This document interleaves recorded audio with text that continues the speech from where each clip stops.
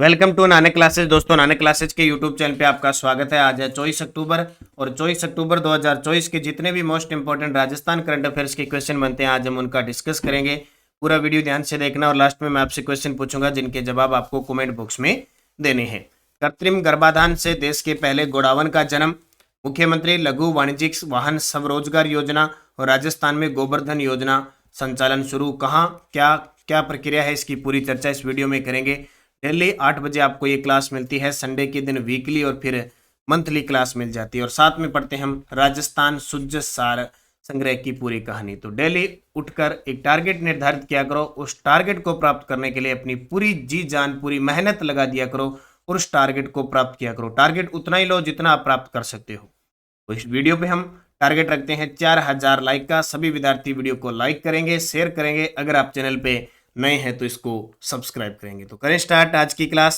सबसे पहले कल के क्वेश्चनों के साथ। कल हमने पढ़े निम्न में से किन योजनाओं का नाम बदलकर मुख्यमंत्री नारी शक्ति प्रशिक्षण व कौशल संवर्धन योजना कर दिया है। तो इंदिरा महिला शक्ति प्रशिक्षण, इंदिरा महिला शक्ति कौशल संवर्धन योजना और इंदिरा महिला शक्ति उद्यम प्रोत्साहन योजना। शिक्षा सेतु योजना को राजस्थान सरकार ने कालीबाई भील महिला संबल योजना में मर्ज कर दिया। यह किस वर्ष शुरू हुई थी? वर्ष 2019-20 में। गोवा में आयोजित 24वीं नेशनल पैरा स्विमिंग चैंपियनशिप में राजस्थान के किन खिलाड़ियों ने स्वर्ण और कांस्य जीता? तो लखन सिंह ने स्वर्ण और पप्पू देवी ने कांस्य पदक जीता। फिर हमने पढ़ा राजस्थान के मुख्य सचिव सुधांशु पंत, अर्जुन पुरस्कार 2023 की विजेता दिव्य कीर्ति सिंह का संबंध घुड़सवारी ड्रेसाज से। 3 पैरा ओलंपिक पदक जीतने वाली पहली भारतीय महिला एथलीट अवनी लेखरा और भारत जापान 5वां संस्करण युद्धाभ्यास धर्म गार्जियन राजस्थान के अंदर हुआ। तो इनकी पूरी चर्चा हमने कल की वीडियो में की थी और इसका जनवरी से दिसंबर 2024, क्योंकि यहाँ डेली वीकली और मंथली टेस्ट मिलता है और वीडियो कोर्स भी उपलब्ध है मंथली और परीक्षा की दृष्टि से। अब करें स्टार्ट आज की इंपॉर्टेंट क्लास। पहला प्रश्न, कृत्रिम गर्भाधान से देश के पहले गोडावण का जन्म किस जिले में हुआ? वेरी वेरी इंपॉर्टेंट प्रश्न है ये। लो भी गोडावण जो हमारा राज्य पक्षी है लगातार लुप्त होने के कगार पे है, संख्या घटती ही जा रही है। एक नई उम्मीद जगी है। कृत्रिम गर्भाधान से देश के पहले गोडावण का जन्म किस जिले में हुआ? तो जैसलमेर में। राष्ट्रीय मरु उद्यान का जो क्षेत्र है जैसलमेर का, वहां पे ये देखिए तस्वीर, ये चूजा आपके सामने इसका हुआ है जन्म। नई दुनिया में आने के लिए इसको बहुत बहुत बधाई। तो देश के पहले गोडावण का जन्म जैसलमेर में। देश में पहली बार आर्टिफिशियल इंसेमिनेशन से गोडावण का जन्म हुआ है। यह प्रयोग जैसलमेर के रामदेवरा यानी रामदेव जी ने दिया है पर्चा और सुधाश्री ब्रांडिंग सेंटर में सफल हुआ है। दोस्तान याद रखना, रामदेवरा और सुधाश्री। राजस्थान के राज्य पक्षी गोडावण की विलुप्ति को रोकने और उसकी संख्या में वृद्धि के महत्वपूर्ण उद्देश्य से संचालित बस्टर्ड संरक्षण व पुनर्वास कार्यक्रम के अंतर्गत जैसलमेर स्थित कृत्रिम प्रजनन केंद्र में यह उल्लेखनीय सफलता प्राप्त हुई है। वेरी वेरी इंपॉर्टेंट प्रश्न है। बस्टर्ड संरक्षण व पुनर्वास कार्यक्रम के अंतर्गत तो आर्टिफिशियल इंसेमिनेशन से गोडावण का जन्म हुआ और इसका जन्म कहाँ हुआ? जैसलमेर के अंदर। अब देखिए booster dose great Indian bustard, Rajasthan का राज्य पक्षी गोडावण जो 1981 में घोषित हुआ था, मई 1981 में। इसके संरक्षण के लिए एक समिति गठित है। सुप्रीम कोर्ट मुख्य न्यायाधीश DY चंद्रचूड़ की अध्यक्षता में गोडावण यानी ग्रेट इंडियन बस्टर्ड के संरक्षण के लिए समिति गठित की गई। 1981 में गोडावण को राजस्थान का राज्य पक्षी घोषित किया गया था।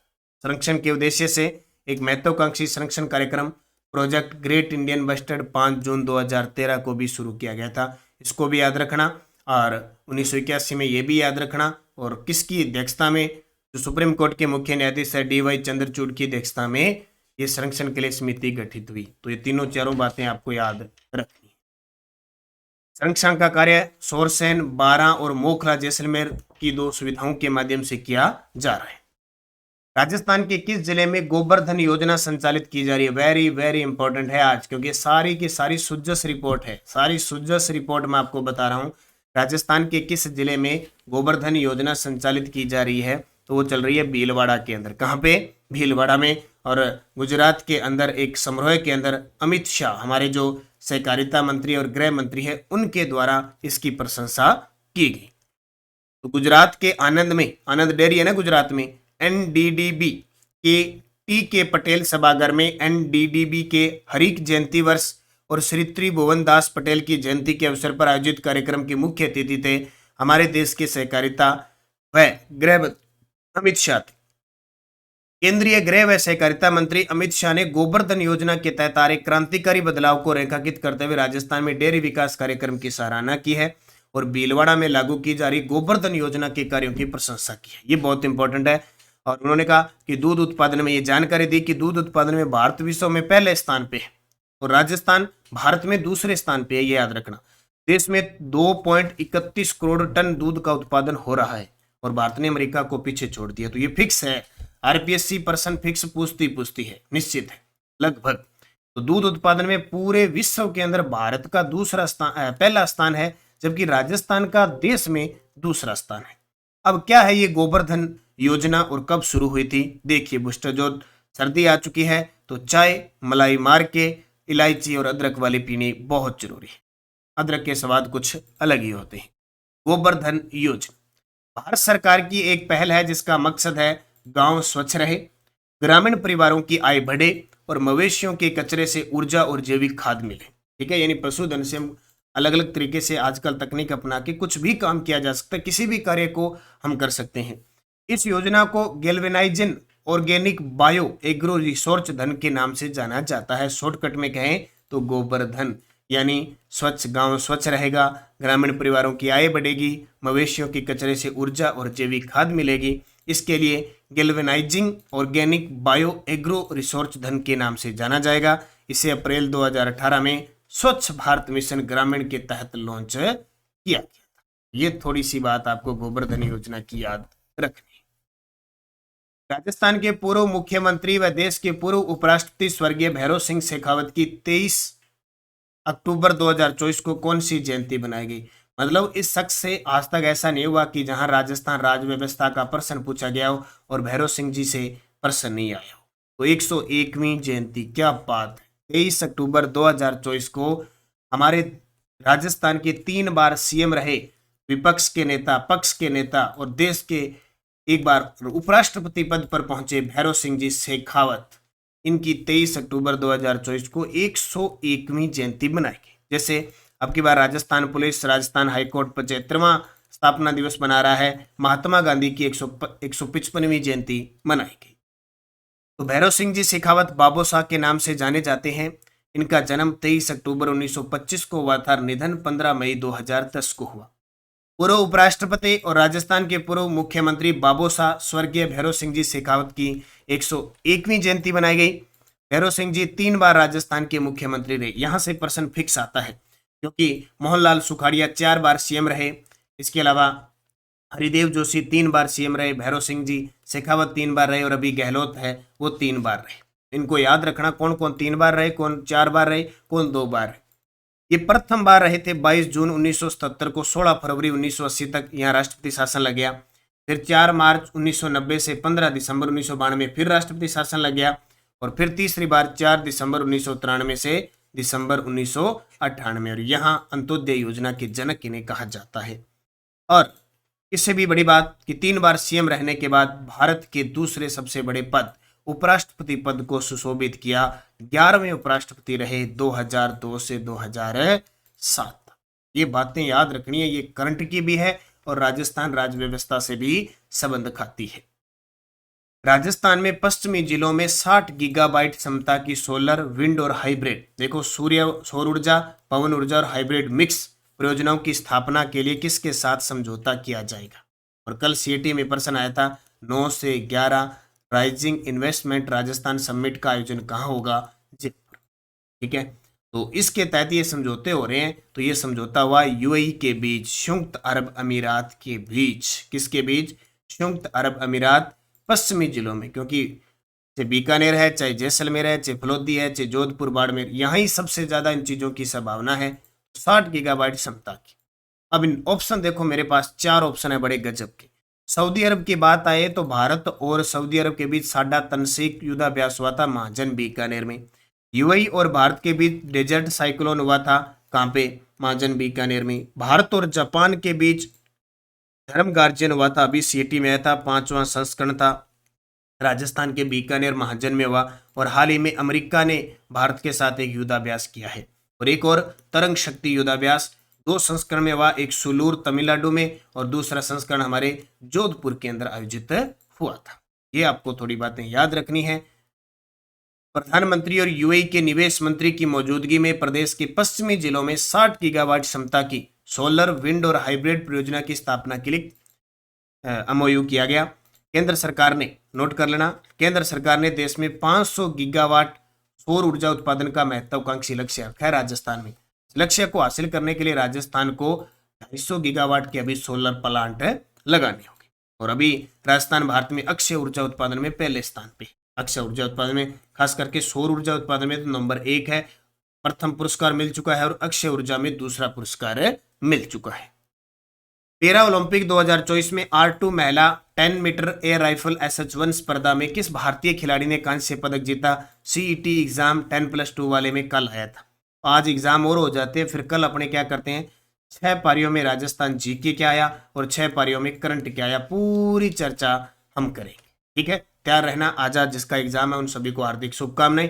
एग्जाम किसके अकॉर्डिंग आ रहे हैं आप सभी जानते हो, मिक्स आ रहे हैं, कभी थोड़ा सा इधर से प्रश्न, कभी इधर से प्रश्न। तो आप ये दे रहे हो क्योंकि पात्रता है तो निश्चित है, और 35-40% है, नेगेटिव है नहीं, तो इसी प्रकार के क्वेश्चन ही बनते हैं।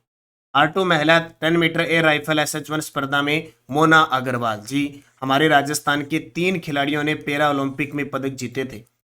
अवनी लेखरा का प्रश्न आ चुका है, मोना अग्रवाल का आ चुका है। हो सकता है आज सुंदर सिंह गुर्जर से प्रश्न पूछ ले। इससे सुंदर सिंह गुर्जर से प्रश्न पूछ ले।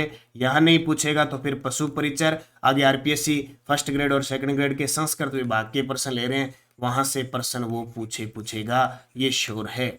यानी 2 आगे तो तीसरे को पीछे नहीं छोड़ेंगे, लेके जाएंगे। तो उत्तर आएगा मोना अग्रवाल। मोना अग्रवाल पैरा निशानेबाज है, जयपुर जिले में वर्तमान रह रही है। R2 महिलाओं की 10 मीटर एयर राइफल SH स्पर्धा में कांस्य पदक जीता। मोना अग्रवाल ने 228.7 अंक स्कोर किया। ये स्कोर याद रख लेना, ये स्कोर वगैरह ज्यादातर आरपीएससी पूछती है। नोट, मोना अग्रवाल की एक और बात याद रखना, पैरा वर्ल्ड कप 2024 में राजस्थान की मोना अग्रवाल ने 10 metre air rifle SH1 category में चीन की स्टार शूटर जेंग को मात देकर फाइनल में 250.7 अंक से स्वर्ण पदक अपने नाम किया। यानी ये पैरा वर्ल्ड कप यहाँ जीता था, तब भी ओलंपिक में कोटा हासिल हुआ था। याद रखना, चीन की शूटर थी, उसके झाग निकाल दिए और वो जीत लिया, और यहाँ कांस्य पदक जीता, ये ध्यान रखना। अंक कितने? 228.7। 10 metre air rifle SH1 category, R2 में है लहू की।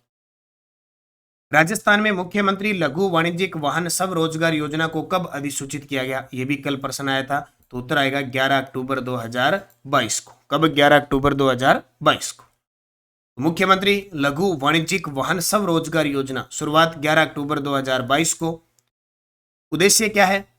एक तो ध्यान रखना, हमारे जो उद्योग विभाग है ना, उसका नाम बदलकर 2019 में उद्योग व वाणिज्य विभाग कर दिया, और वर्तमान में इसके मंत्री है राज्यवर्धन सिंह राठौड़। तो युवाओं को स्वरोजगार के अवसर के रूप में छोटे कॉमर्शियल वाहन खरीदने पर अनुदान देने की योजना है। योजना के अनुसार 15 लाख रुपए कीमत तक के लघु वाणिज्यिक वाहन, स्मॉल कॉमर्शियल व्हीकल खरीदने पर वाहन की जो ऑन रोड कीमत है उसका 10% अधिकतम अथवा 60,000 रुपए, दोनों में से जो भी अनुदान के रूप में राज्य सरकार द्वारा संबंधित वाहन निर्माता कंपनी को दिया जाएगा। कोई भी राजस्थान का निवासी है जिसकी उम्र 18 से 45 वर्ष के मध्य है, वो आवेदन इसमें कर सकता है। हालांकि ये योजना वैसे मार्च 2023 तक थी, लेकिन अभी भी देखो पिछली सरकार की जितनी भी योजनाएं है ना, ये सारे के सारे पूछे जा रहे हैं। और मैंने 10+2 का जो वीडियो दिया था आपको, सीएटी 10+2, उसमें मैंने सारी योजना नीतियां करवाई थी। मुझे पता था कि यहाँ से एग्जामिनर प्रश्न पूछेगा, और इसने पूछ लिया। सुजस बुलेटिन देखो, मुख्यमंत्री भजनलाल शर्मा ने स्वर्गीय भैरव सिंह शेखावत जी को पुष्पांजलि अर्पित की। और एक और राज्यपाल और मुख्यमंत्री की बनवारी लाल जी शर्मा कोई मंत्री रह के उनका निधन हो चुका है। कृत्रिम गर्भाधान की तकनीक से स्वस्थ चूजे का जन्म, संसदीय कार्य मंत्री ने नवनिर्मित स्वास्थ्य केंद्र का लोकार्पण किया।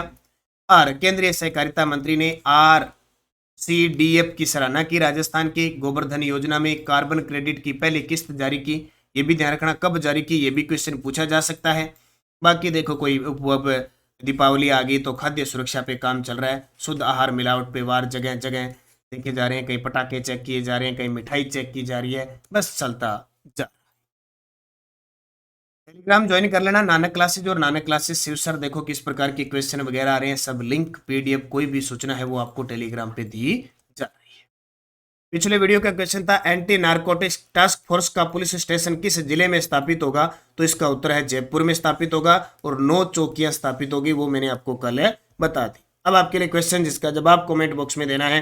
राजस्थान के वर्तमान मुख्य सचिव, देखो कल वाले पेपर, एक पेपर में तो राजस्थान के वर्तमान मुख्यमंत्री भी पूछे थे, राजस्थान के वर्तमान सीएम पूछा था।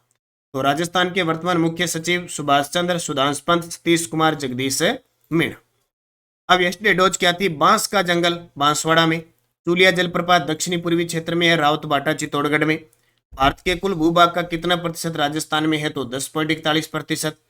माउंट आबू सिरोही में है और राजस्थान के मुख्य सचिव के राधाकृष्ण। ये सारे सीईटी में आए हुए हैं, तो अपने कल आज पेपर हो जाए, कल पूरों की विस्तृत चर्चा करेंगे जीके की और करंट की, कैसे प्रश्न आए हुए हैं। Next dose CET 10+2 exam 2024। Rajasthan के कोटा, बूंदी और झालावाड़ क्षेत्र में कौन सी बोली बोली जाती है। पिछिया, लालार, नोखिला और शिखर राजस्थान के क्या है। राजस्थान में कौन हाथ में भाला फैल लेकर एक योद्धा के रूप में या सांप देवता के रूप में पूजे जाते हैं। किस संवैधानिक संशोधन द्वारा ग्राम सभा को संवैधानिक दर्जा दिया गया और राज्य के राज्यपाल को कौन हटा सकता है।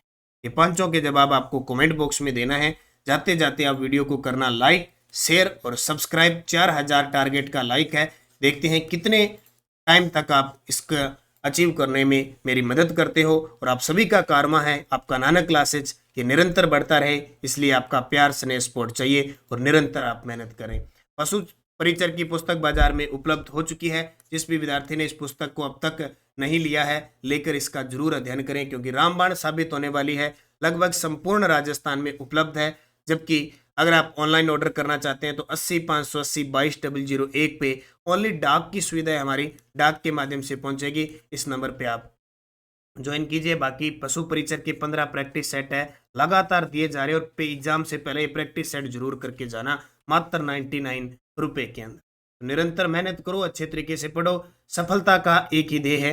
रीट पात्रता होने जा रही है जनवरी में, मात्र 599 रुपए दीपावली ऑफर आपको कोर्स मिल रहा है। बस अध्ययन करना है, मेहनत करनी है, मेहनत आपकी है, आत्मविश्वास। देखो मेहनत करोगे तो भगवान भी आपकी सुनेगा, किस्मत ऑटोमेटिक चमकेगी। किस्मत भी मेहनत से चमकती है। सीधा हाथ पे हाथ धरे रखने से कुछ नहीं होता, सोच विचार करने से कुछ नहीं होता है। बस काम पे लग जाओ और मेहनत करके सिलेक्शन पाओ। धन्यवाद। जय हिंद, जय भारत, जय राजस्थान।